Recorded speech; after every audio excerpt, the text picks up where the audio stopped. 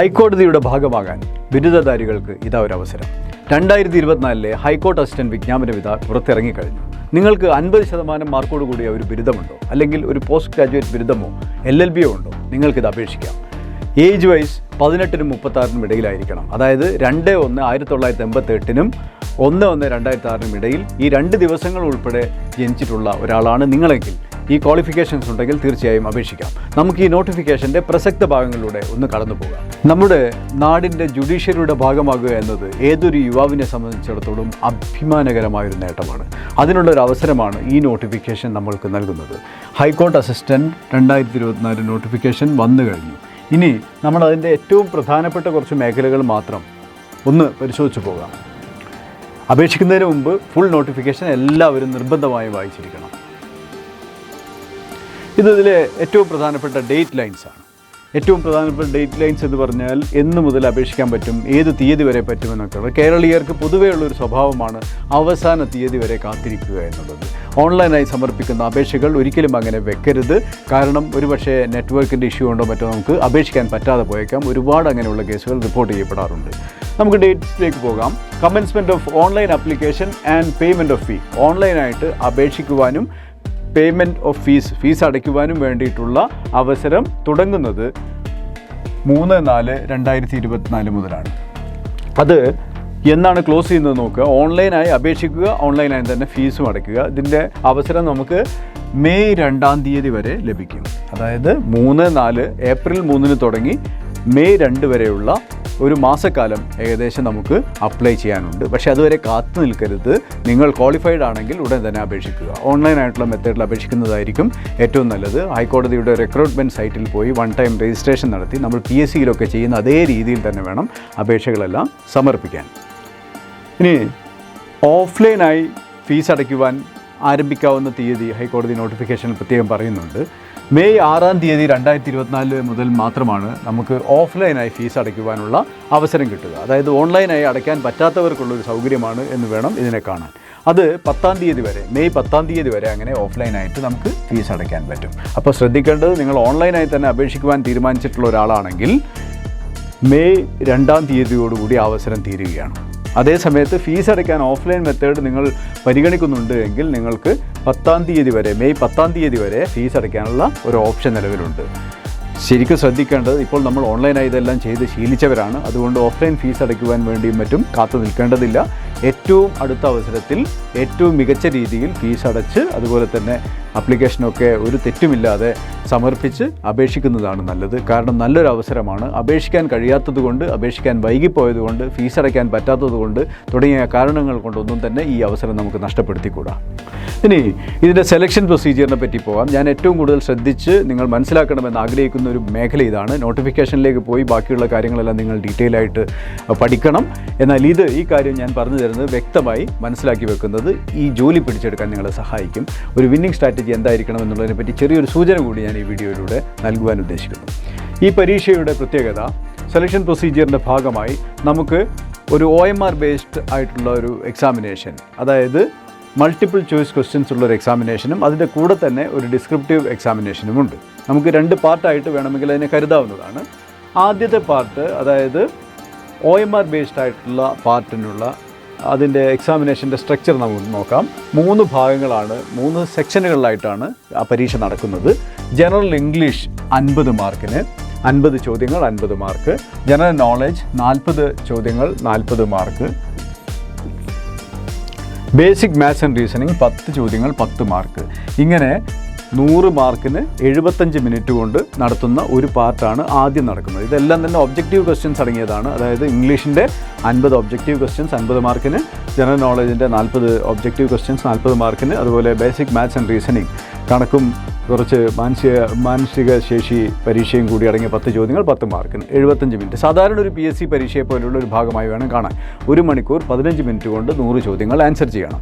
പിന്നെ വേറൊരു കാര്യം കൂടി ശ്രദ്ധിക്കേണ്ടത്, ഇതിന് ഒരു ചോദ്യം തെറ്റിപ്പോയാൽ 1/4 മാർക്ക് നഷ്ടപ്പെടും. അതായത് PSC പരീക്ഷകളിൽ 1/3 ആണ് നഷ്ടപ്പെടുന്നത്, ഇത് 1/4 ആണ് നഷ്ടപ്പെടുന്നത് എന്നുള്ള ചെറിയൊരു വ്യത്യാസം ഇവിടെ ഉണ്ട്. ബാങ്ക് പരീക്ഷകളിലൊക്കെ 1/4 മാർക്കാണ് സാധാരണ നെഗറ്റീവ് മാർക്ക് നഷ്ടപ്പെടുന്നത്. അത് ഇവിടെ അങ്ങനെയാണുള്ളത്. അപ്പം 100 ചോദ്യങ്ങൾ 100 മാർക്ക് 75 മിനിറ്റ്. ഈ പാർട്ട് കഴിഞ്ഞാൽ അന്ന് തന്നെ അതിൻ്റെ തുടർച്ചയായി തന്നെ നമുക്ക് എന്തുണ്ടാകും, ഒരു ഡിസ്ക്രിപ്റ്റീവ് പേപ്പർ ഉണ്ടാകും. ഡിസ്ക്രിപ്റ്റീവ് പേപ്പറിൽ പ്രീസി റൈറ്റിംഗ്, കോംപ്രിഹെൻഷൻ, ഷോർട്ട് എസ്സേ, ഈ 3 ടൈപ്പ് ക്വസ്റ്റ്യൻസ് ഉള്ള ഒരു ക്വസ്റ്റ്യൻ പേപ്പർ തരും. നമ്മൾ ആൻസർ എഴുതേണ്ടതുണ്ട്. ഡിസ്ക്രിപ്റ്റീവ് ഇംഗ്ലീഷാണ്. അതിന് നമുക്ക് 60 മാർക്ക് 60 മിനിറ്റുമാണ് ഉള്ളത്. പിന്നെ ഇത് കഴിഞ്ഞാൽ, ഇത്രയും കാര്യങ്ങൾ കഴിഞ്ഞാൽ ഒരു ഇൻ്റർവ്യൂ ഉണ്ടാവും. ഇൻ്റർവ്യൂവിന് 10 മാർക്കാണ്. ഇൻ്റർവ്യൂവിൽ 35% മാർക്കെങ്കിലും കിട്ടിയിരിക്കണം എന്നാണ് നിബന്ധനയുള്ളത്. പിന്നെ അതുപോലെ തന്നെ ഇതിലൊക്കെ നിബന്ധനകളുണ്ട്. ഇപ്പം OMR ടെസ്റ്റിന് 40% മാർക്കെങ്കിലും കിട്ടുന്നവരെയാണ് ഷോർട്ട് ലിസ്റ്റ് ചെയ്യുക എന്ന് പറയുന്നുണ്ട്. ഈ 40% കിട്ടി എല്ലാവരെയും ഷോർട്ട് ലിസ്റ്റ് ചെയ്യണമെന്നില്ല. കാരണം എല്ലാവർക്കും നല്ല മാർക്ക് കിട്ടിക്കഴിഞ്ഞാൽ 40 എന്നുള്ളത് 50 or 60 ആക്കി മാറ്റാനുള്ള അധികാരവും തീർച്ചയായും ഹൈക്കോർട്ടിന് ഉണ്ടായിരിക്കും. അപ്പോൾ ഇങ്ങനെ 40% മാർക്കെങ്കിലും കിട്ടുന്ന ആൾക്കാരെ ഇൻ്റർവ്യൂവിന് ഷോർട്ട് ലിസ്റ്റ് ചെയ്യപ്പെടാൻ സാധ്യതയുള്ളവരാണെങ്കിൽ അവരുടെ മാത്രം ഡിസ്ക്രിപ്റ്റീവ് പേപ്പറെ നോക്കുകയുള്ളൂ എന്ന് നോട്ടിഫിക്കേഷനിൽ പ്രത്യേകം പറയുന്നുണ്ട്. അതായത് ഡിസ്ക്രിപ്റ്റീവ് പേപ്പർ ഇവാലുവേറ്റ് ചെയ്യണമെങ്കിൽ തന്നെ OMR ബേസ്ഡ് ആയി നടത്തുന്ന ഒബ്ജക്റ്റീവ് ടെസ്റ്റിൽ നിങ്ങൾക്ക് വേണ്ടത്ര മാർക്ക് കിട്ടിയിരിക്കണം. അതായത് വെറുതെ 40% ഉറപ്പിച്ച് ഷോർട്ട് ലിസ്റ്റ് വരുമെന്ന് കരുതരുത്. കാരണം എല്ലാവരും നല്ല മാർക്ക് നേടുന്ന ഒരു പരീക്ഷയിൽ ഈ കട്ട് ഓഫ് ഉയർന്നു പോകാൻ സാധ്യതയുണ്ട്. ആ ഒരു പരീക്ഷയിൽ, ഏതൊരു പരീക്ഷയാണോ നടത്തുന്നത്, ആ പരീക്ഷയിൽ കട്ട് ഓഫ് കടന്നിട്ടുള്ള ആൾക്കാർ, അതായത് ഇൻ്റർവ്യൂവിന് ഷോർട്ട് ലിസ്റ്റ് ചെയ്യപ്പെടാൻ സാധ്യതയുള്ള ആൾക്കാരുടെ മാത്രം ഡിസ്ക്രിപ്റ്റീവ് പേപ്പറെ നോക്കുകയുള്ളൂ, അത് ഇവാലുവേറ്റ് ചെയ്യുള്ളൂ. പിന്നെ റാങ്ക് ലിസ്റ്റ് തീരുമാനിക്കുന്നത് ഈ 2 മാർക്കുകളും കൂടി, അതായത് നമ്മൾക്ക് ഇവിടെ 100-ൽ എത്ര മാർക്ക് കിട്ടുന്നു അതും, അതുപോലെ തന്നെ 60-ൽ എത്ര മാർക്ക് കിട്ടുന്നു അതും രണ്ടും കൂടി ആഡ് ചെയ്തിട്ടാണ് മാർക്ക് ലിസ്റ്റ് റാങ്കിന് വേണ്ടി പരിഗണിക്കുന്നത്. അതിൻ്റെ കൂടെ ഇൻ്റർവ്യൂവിൻ്റെ മാർക്ക് കൂടി നമ്മൾ ആഡ് ചെയ്യുന്നതായിരിക്കും. അപ്പോൾ ഇതിലിവിടെ നോട്ടായിട്ട് കൊടുത്തിരിക്കുന്നത് ഇതാണ്: objective questions carry 1 mark each. ഞാൻ നേരത്തെ പറഞ്ഞു, ഓരോ ചോദ്യത്തിനും ഒബ്ജക്റ്റീവിൽ ഓരോ മാർക്കാണുള്ളത്. Wrong answers, negative mark for wrong answers is 1/4. പിന്നെ immediately after the objective test the descriptive test will be administered. അതായത് ഒബ്ജക്റ്റീവ് പരീക്ഷയ്ക്ക് അതിനുശേഷം ഉടനെ തന്നെ ഡിസ്ക്രിപ്റ്റീവ് പരീക്ഷ നടത്തുന്നതായിരിക്കും. അതായത് 2 ദിവസങ്ങളിലായിട്ടൊന്നുമല്ല, ഒരേ ഹാളിൽ വെച്ച് ആ സമയത്ത് തന്നെ ഒബ്ജക്റ്റീവ് പരീക്ഷ കഴിഞ്ഞ ഉടനെ തന്നെ ഡിസ്ക്രിപ്റ്റീവ് പരീക്ഷ നടത്തും. പക്ഷേ ഇവാലുവേഷൻ നടക്കുക എപ്പോഴാണ്? ഒബ്ജക്റ്റീവ് പരീക്ഷയിൽ വേണ്ടത്ര മാർക്ക് കിട്ടിയിട്ടുണ്ട്, ഷോർട്ട് ലിസ്റ്റിലേക്ക് വരാൻ മാത്രം മാർക്ക് കിട്ടിയിട്ടുണ്ടെങ്കിൽ മാത്രമേ ഡിസ്ക്രിപ്റ്റീവ് പേപ്പറിൻ്റെ ഇവാലുവേഷൻ നടക്കുകയുള്ളൂ. ഇതാണ് മൊത്തം പരീക്ഷ. അപ്പോൾ പരീക്ഷയിൽ ശ്രദ്ധിക്കേണ്ട ഒരു കാര്യം, വിന്നിംഗ് സ്ട്രാറ്റജി എന്നുള്ള രീതിയിൽ ശ്രദ്ധിക്കേണ്ടത് ഇംഗ്ലീഷിനുള്ള പ്രാധാന്യമാണ്. ഇംഗ്ലീഷിൽ ഇവിടെ 50 മാർക്കിന് നമുക്ക് ഒബ്ജക്റ്റീവ് ക്വസ്റ്റ്യൻസ് ഉണ്ട്. അതുപോലെ തന്നെ നമുക്ക് ഡിസ്ക്രിപ്റ്റീവ് പേപ്പറും ഇവിടെ ഉണ്ട്, 60 മാർക്കിനുള്ള ഡിസ്ക്രിപ്റ്റീവ് പേപ്പറും ഉണ്ട്. അപ്പോൾ ഇംഗ്ലീഷിനുള്ള ഒരു വലിയ പ്രാധാന്യം ഈ പരീക്ഷയിലുണ്ട് എന്നുള്ളത് മറന്നു പോകരുത്. പിന്നെ ജനറൽ നോളേജിന് 40 മാർക്കുണ്ട്. അത് facts about India, facts about Kerala, constitution, അങ്ങനെ പറഞ്ഞിട്ടുള്ള ഏരിയാസൊക്കെ വരുന്നൊരു പരീക്ഷയാണ്. 40 മാർക്കാണ് മൊത്തം ജനറൽ നോളജ് വിഭാഗങ്ങൾക്കുള്ളത്. അപ്പോൾ ഇംഗ്ലീഷിൽ നല്ല അവഗാഹമുള്ള, നല്ല പ്രിപ്പറേഷനുള്ള, നന്നായി പ്രിപ്പയർ ചെയ്തിട്ടുള്ള ഒരാൾക്കാണ് ഹൈക്കോർട്ട് അസിസ്റ്റൻറ്റ് റാങ്ക് ലിസ്റ്റിലെ ടോപ്പർ ആകാൻ സാധിക്കുക. മറ്റ് GKയിൽ മാത്രമുള്ള ഒരു അറിവ് കൊണ്ടോ അല്ലെങ്കിൽ ബേസിക് മാത്സ് ആൻഡ് റീസണിങ്ങുള്ള അറിവ് കൊണ്ടോ മാത്രം ഈ ലിസ്റ്റിൻ്റെ ടോപ്പേഴ്സിലേക്ക്, അതായത് 1ാം റാങ്ക് 2ാം റാങ്ക് തുടങ്ങിയ റാങ്കുകളിലേക്ക് എത്തിപ്പെടാൻ സാധ്യമല്ല എന്നുള്ളത് പ്രത്യേകം ഓർക്കണം. ഇപ്പോൾ തന്നെ ഏകദേശം 41ഓളം ഒഴിവുകൾ പ്രതീക്ഷിക്കുന്നുണ്ട് എന്നാണ് നോട്ടിഫിക്കേഷൻ പറയുന്നത്. ആൻറ്റിസിപ്പേറ്റഡ് വേക്കൻസീസ് 41 എന്നാണ് പറയുന്നത്. 41ഓളം ഒഴിവുകൾ ഇപ്പോഴേ പ്രതീക്ഷിക്കപ്പെടുന്നുണ്ടെങ്കിൽ ഇനി ഈ ലിസ്റ്റ് വരുമ്പോഴത്തേക്കും ഉണ്ടാകാവുന്ന ആ ഒരു ഒഴിവുകൾ കൂടി ഇതിലേക്ക് ആഡ് ചെയ്യപ്പെടാം. പിന്നെ ഹൈക്കോടതിയുടെ നിയമന രീതിയാണ്, എല്ലാം കൃത്യമായി തന്നെ നടക്കുമെന്നുള്ള കാര്യത്തിൽ ഒരു സംശയവും വേണ്ട. അതുകൊണ്ട് മത്സര പരീക്ഷയ്ക്ക് സീരിയസ് ആയി പഠിക്കുന്ന നിങ്ങളെപ്പോലുള്ള ആൾക്കാർക്ക് ശരിക്കൊന്ന് ശ്രദ്ധിക്കുകയും ഈ പരീക്ഷ ജയിക്കുവാൻ വേണ്ടി പ്രത്യേകമായി തയ്യാറാക്കിയ ഒരു വിന്നിംഗ് സ്ട്രാറ്റജിക്ക് മുന്നോട്ട് പോവുകയും ചെയ്താൽ പിടിച്ചെടുക്കാൻ പറ്റുന്ന ഒരു വിജയം നിങ്ങളെ കാത്തിരിക്കുന്നുണ്ട്. പ്രത്യേകം ശ്രദ്ധിക്കണം. ഇംഗ്ലീഷ് ബുദ്ധിമുട്ടാണെന്ന് പറഞ്ഞ് മാറി നിൽക്കുന്നവർക്കുള്ളതല്ല ഈ പരീക്ഷ. ഇംഗ്ലീഷ് പഠിക്കണമെങ്കിൽ ഇംഗ്ലീഷും പഠിക്കും. എനിക്ക് ജോലി വേണം, ഇതിൽ 1ാം റാങ്ക് വേണമെന്ന് തീരുമാനിച്ചിറങ്ങുകയാണെങ്കിൽ നിങ്ങൾക്ക് തീർച്ചയായും സഹായം ലഭ്യമാണ്. ഞാൻ നേരത്തെ പറഞ്ഞ ഒന്ന് ഇവിടെ ജസ്റ്റ് ലിസ്റ്റ് ചെയ്തിരിക്കുകയാണ്. 40% score in objective test required to be short listed for interview. സാധാരണഗതിയിൽ ഇൻ്റർവ്യൂവിന് ഷോർട്ട് ലിസ്റ്റ് ചെയ്യപ്പെടുവാൻ 40% മാർക്ക് ഒബ്ജക്റ്റീവ് ടെസ്റ്റിന് വേണ്ടതാണ്. The descriptive paper of only those who are eligible to be short listed for interview will be evaluated. നേരത്തെ നമ്മൾ discuss ചെയ്തതാണ്. അതായത് short list ചെയ്യപ്പെടാൻ സാധ്യതയുള്ളവർ, ഒബ്ജക്റ്റീവ് പരീക്ഷയുടെ അടിസ്ഥാനത്തിൽ ഷോർട്ട് ലിസ്റ്റ് ചെയ്യാൻ സാധ്യതയുള്ള ആൾക്കാരുടെ പേപ്പർ മാത്രമേ, ഡിസ്ക്രിപ്റ്റീവ് പേപ്പർ മാത്രമേ ഇവാലുവേറ്റ് ചെയ്യുള്ളൂ. Marks in descriptive test will be added to mark obtained in the OMR test to arrive at the final score for preparing the rank list ഉണ്ടാക്കാനും അതുപോലെ ഇൻ്റർവ്യൂവിലേക്ക് കയറാനും വേണ്ടിയിട്ടുള്ള ആ ലിസ്റ്റ് തയ്യാറാക്കാൻ ഈ 2 മാർക്കുകളൂടെ ആഡ് ചെയ്യും. ശ്രദ്ധിക്കേണ്ടത് ഷോർട്ട് ലിസ്റ്റ് എത്താൻ സാധ്യതയുള്ള ആൾക്കാരുടെ മാത്രമേ ഡിസ്ക്രിപ്റ്റീവ് പേപ്പർ നോക്കുക തന്നെ, ഇവാലുവേറ്റ് ചെയ്യുക തന്നെ ഉള്ളൂ എന്നുള്ളതും മറന്നു പോകാതിരിക്കുക. പ്രൈം ഡയറക്ഷനിൽ നിങ്ങൾക്ക് വേണ്ടി ഒരു ഓൺലൈൻ പ്രൈം കോഴ്സ് റെഡിയാണ്. ഹൈക്കോർട്ട് അസിസ്റ്റൻറ്റ് പിടിച്ചെടുക്കണമോ? കോഴ്സിൽ ജോയിൻ ചെയ്യാവുന്നതാണ്. അതിൻ്റെ ഡീറ്റെയിൽസിലേക്ക് നമുക്കൊന്ന് പോകാം. ഓൺലൈൻ പ്രൈം കോഴ്സ് എന്നതുകൊണ്ട് നമ്മൾ ഉദ്ദേശിക്കുന്നത് ഏറ്റവും കൂടുതൽ ആവർത്തിച്ച് കണ്ടും കേട്ടും മനസ്സിലാക്കേണ്ട കാര്യങ്ങളെല്ലാം റെക്കോർഡഡായി തന്നുകൊണ്ട്, അതായത് 1-2 ലൈവ് ക്ലാസ്സുകളിലൂടെ മാത്രം എല്ലാം ഡിസ്ക്രൈബ് ചെയ്ത് പോകുന്നതിന് പകരം സിസ്റ്റമാറ്റിക് ആയിട്ട് റെക്കോർഡ് ചെയ്തിട്ടുള്ള ക്ലാസ്സുകൾ നിങ്ങൾക്ക് അവൈലബിൾ ആക്കി അത് പഠിച്ചതിന് ശേഷം അതിൽ ടെസ്റ്റ് പേപ്പറുകൾ നടത്തി പിന്നീട് അത് ബേസ്ഡ് ആയിട്ടുള്ള ലൈവ് സെഷൻസും മറ്റും നൽകുന്ന ഒരു വിന്നിംഗ് സ്ട്രാറ്റജിയാണ് നമ്മളിതിൽ ഉപയോഗിക്കുന്നത്. അപ്പോൾ ഈ ഒരു പ്രൈം കോഴ്സ് എന്ന് പറയുന്നത് ശരിക്കും ആർക്കുള്ളതാണ്?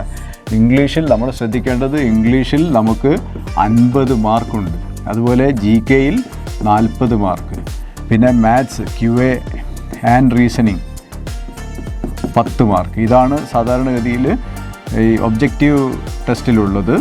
പിന്നെ ഡിസ്ക്രിപ്റ്റീവിൽ ഒരു 60 മാർക്കുമുണ്ട്. അപ്പോൾ ഇതെല്ലാം പിടിച്ചെടുക്കാൻ വേണ്ട എല്ലാ സംഗതികളും ഉൾപ്പെടെയുള്ള ഒരു കോഴ്സാണ് നമ്മൾ ഈ പ്ലാൻ ചെയ്തിട്ടുള്ളത്. ആ കോഴ്സിനെ പറ്റി കൂടുതൽ പറയാൻ ഞാൻ ഈ ഇതിലേക്ക് നിങ്ങളെ ശ്രദ്ധ ക്ഷണിക്കുകയാണ്. 325+ hours of recorded sessions, 325 മണിക്കൂറിലധികം റെക്കോർഡഡ് സെഷൻസ്. ഇതിൽ ഇംഗ്ലീഷ് ഉണ്ട്, GK ഉണ്ട്, എല്ലാ ഭാഗങ്ങളുമുണ്ട്. ഡിസ്ക്രിപ്റ്റീവ് ഇംഗ്ലീഷ് വരെ അതിൽ നമ്മൾ കൈകാര്യം ചെയ്യുന്നുണ്ട്. എങ്ങനെ വേണം ഒരു പ്രീസി തയ്യാറാക്കുക, എങ്ങനെ വേണം പാസേജ് കോംപ്രിഹെൻഡ് ചെയ്യുക, എങ്ങനെ വേണം നമ്മളുടെ ഒരു ഷോർട്ട് എസ്സേ എഴുതുക തുടങ്ങിയ എല്ലാം തന്നെ മനസ്സിലാക്കുന്ന റെക്കോർഡഡ് സെഷൻസ് ഉണ്ടാവും.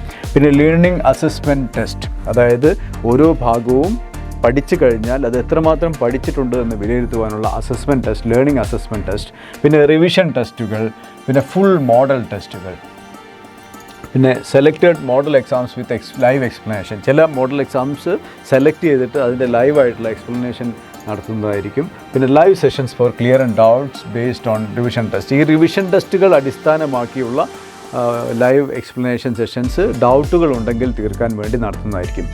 പിന്നെ ഏപ്രിൽ 7-ാം തീയതി 7:30 വൈകുന്നേരം 7:30 ഓൺലൈനായിട്ട് ലോഞ്ച് ചെയ്യപ്പെടുന്ന ഈ കോഴ്സിലേക്ക് അഡ്മിഷൻ സ്റ്റാർട്ട് ചെയ്തിട്ടുണ്ട്. അപ്പോൾ നിങ്ങൾ ചെയ്യേണ്ടത് ഇതാണ്: ആദ്യം അപേക്ഷിച്ച ഉടനെ തന്നെ ഈ കോഴ്സിൽ ജോയിൻ ചെയ്യുക. ഈ കോഴ്സ് എന്ന് പറയുന്നത് നിങ്ങളെ ജയിപ്പിക്കാൻ വേണ്ടി ശരിക്കും ഡിസൈൻ ചെയ്തിട്ടുള്ളൊരു കോഴ്സാണ്. അത് പൂർണ്ണമായി ഉപയോഗപ്പെടുത്തുക. 4 മാസം കൊണ്ട് തീർക്കാൻ ഉദ്ദേശിക്കുന്ന കോഴ്സ് ഡ്യൂറേഷൻ 4 മാസം ഉള്ള ഒരു കോഴ്സാണ്. പിന്നെ അതേ സമയത്ത് ഈ റെക്കോർഡഡ് സെഷൻസ് എല്ലാം തന്നെ നിങ്ങളുടെ എക്സാമിനേഷൻ ഡേറ്റ് വരെ നിങ്ങൾക്ക് അവൈലബിൾ ആയിരിക്കും. ബാച്ച് സ്പെസിഫിക് ആയിട്ടൊരു ടെലിഗ്രാം ഗ്രൂപ്പ് വെച്ചുകൊണ്ട് നിങ്ങൾക്ക് വേണ്ട മെൻറ്ററിങ് ആക്ടിവിറ്റീസൊക്കെ അതിൽ നടക്കും. നിങ്ങൾ പഠിക്കുന്നുണ്ടോ, ഏതൊക്കെ രീതിയിൽ നിങ്ങൾക്ക് പഠിക്കുന്നുണ്ട്, എന്തൊക്കെ സഹായങ്ങൾ ആവശ്യമുണ്ട് എന്നുള്ള കാര്യങ്ങൾ പോസ്റ്റ് ചെയ്യാൻ, നിങ്ങളെ നിരന്തരം മോട്ടിവേറ്റ് നിലനിർത്താനും വേണ്ടിയിട്ടാണ് ഈ ഒരു ടെലിഗ്രാം ഗ്രൂപ്പ് നിലനിർത്തുന്നത്. പിന്നെ ഇതിൻ്റെ ഫീസ് സംബന്ധിച്ച് നിങ്ങൾക്ക് നമ്പറുകളിൽ വിളിച്ചാൽ ഡീറ്റെയിൽസ് കിട്ടും. ഇപ്പോൾ ഓഫേഴ്സ് നിലവിലുണ്ട്. ഏറ്റവും മികച്ച അധ്യാപകർ ഏറ്റവും മികച്ച രീതിയിൽ റെക്കോർഡ് ചെയ്ത ഇംഗ്ലീഷ്, ജനറൽ നോളജ്, കണക്ക്, റീസണിംഗ് ക്ലാസുകൾ, ഓരോ ഭാഗത്തിലെയും പ്രത്യേകം വിലയിരുത്തുന്ന ലേണിംഗ് അസസ്മെൻറ്റ് ടെസ്റ്റുകൾ, റിവിഷൻ ടെസ്റ്റുകൾ, യൂണിറ്റ് ടെസ്റ്റുകൾ, പിന്നെ ഫുൾ മോഡൽ എക്സാമിനേഷനുകൾ, പിന്നെ തിരഞ്ഞെടുത്ത ചില ഫുൾ മോഡൽ ടെസ്റ്റുകൾക്ക് ലൈവ് എക്സ്പ്ലനേഷൻ, പിന്നെ കുറേ മോഡൽ എക്സാമിനേഷനുകൾ കഴിഞ്ഞതിന് ശേഷവും കുറേ ക്ലാസ്സുകൾ കഴിഞ്ഞതിന് ശേഷവും സംശയങ്ങൾ ദൂരീകരിക്കുവാൻ വേണ്ടി ലൈവ് ക്ലാസ്സുകൾ.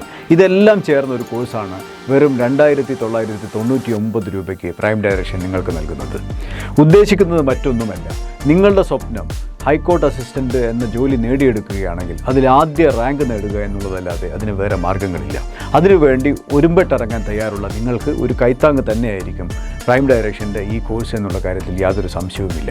അതുകൊണ്ട് തന്നെ ഈ കോഴ്സിന് ജോയിൻ ചെയ്യുവാൻ ഇനി അധികമൊന്നും ആലോചിച്ച് സമയം പാഴാക്കരുത്.